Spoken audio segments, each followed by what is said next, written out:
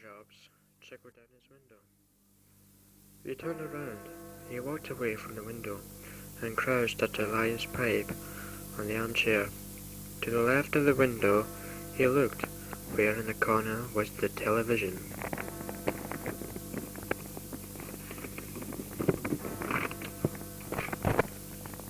He walked towards it. He put his hand out to turn the switch on. As he did, lightning struck it and gave him a shock, and the TV blew. It sent him falling back. He felt the force hitting him, and jumped in the air, and fell with a thud on the floor. He helped himself up from the wall and got to his feet. With the least he didn't expect it, a sharp nip in his back spine through a kinetic-filled air made him jump forward. The odd experience made him think that, in the time he did so, he imagined jumping over a second, so much was the force that sent him falling earlier. Gravity at that moment of impact seemed to loosen. Then he began to research into electrics, so much was he influenced. He was a car radio electrician 20 years ago or so, when in his mid-20s, and also a mechanic. He had much learned and found the true science of electricity, and also how the first man made it live. And his back shed was old broken-down torches, record players, an old telephone, calculators, digital watches, and also threw in his own TV. He brought an electric cable and circuit channels and 40 watt amplifiers, a car radiator, and wires and plugs, catches. He worked all year round, assembling electrical gadgets. He believed that time in the past, but lost in the future, was possible.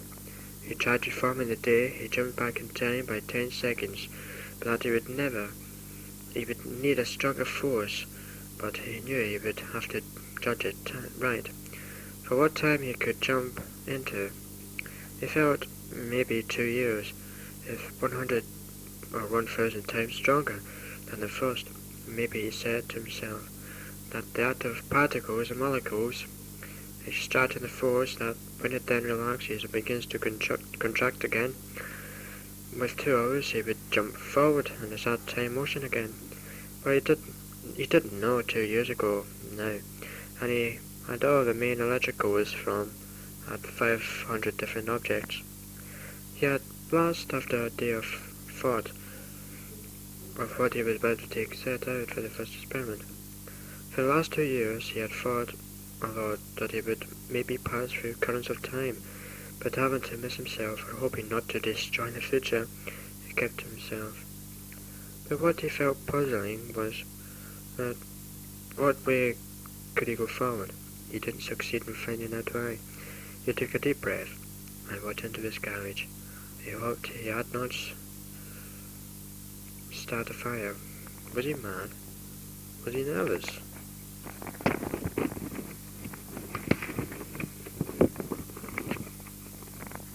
He stood, motionless, and he felt his hand turn towards an electric impulse switch, and then drew power up to maximum, and this time the whole garage shook.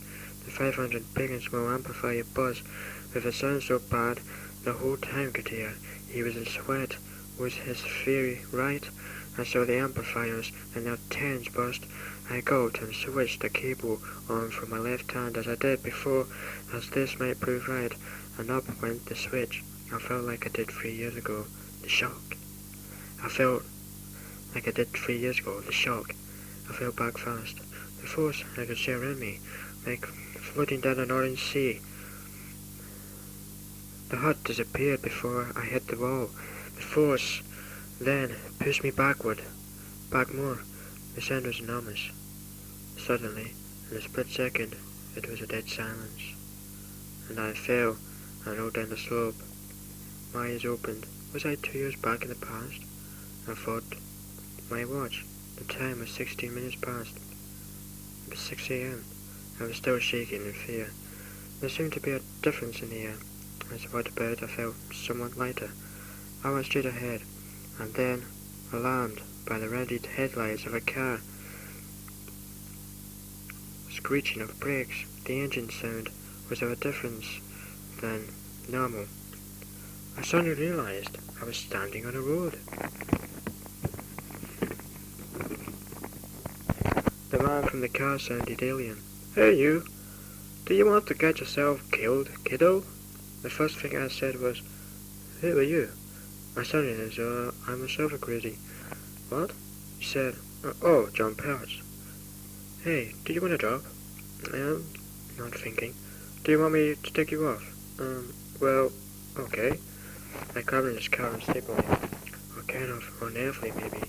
"Where are you going?" "Well, to the nearest hotel." Okay, motel. Unsuccessfully started up the engine. "No, I mean hotel. Look, son, there's a place around here." Oh, this car. Oh. Put your foot on the clicker, will you? Where is it? I don't know any boy who doesn't know the first thing about a car. I'm not a boy. Okay, old man. Where did you come from? What year did you set this pool? I thought the pool would be right for around this time. Oh, it's only 4-year-old. What year was that? Oh, it's about 1947. What? It's amazing. Come again? This car? Wow, I mean, it's in good condition, isn't it? The end. By the way, on my story of the original S.G. Wells novel of The Time Machine, which is on, you will know, the Bachelor's Collection tape, Volume 2, Side 2 and Side 1, which is this tape here. I recorded it today also, the 11th of Feb, 86. Okay, just want to tell you. Bye bye.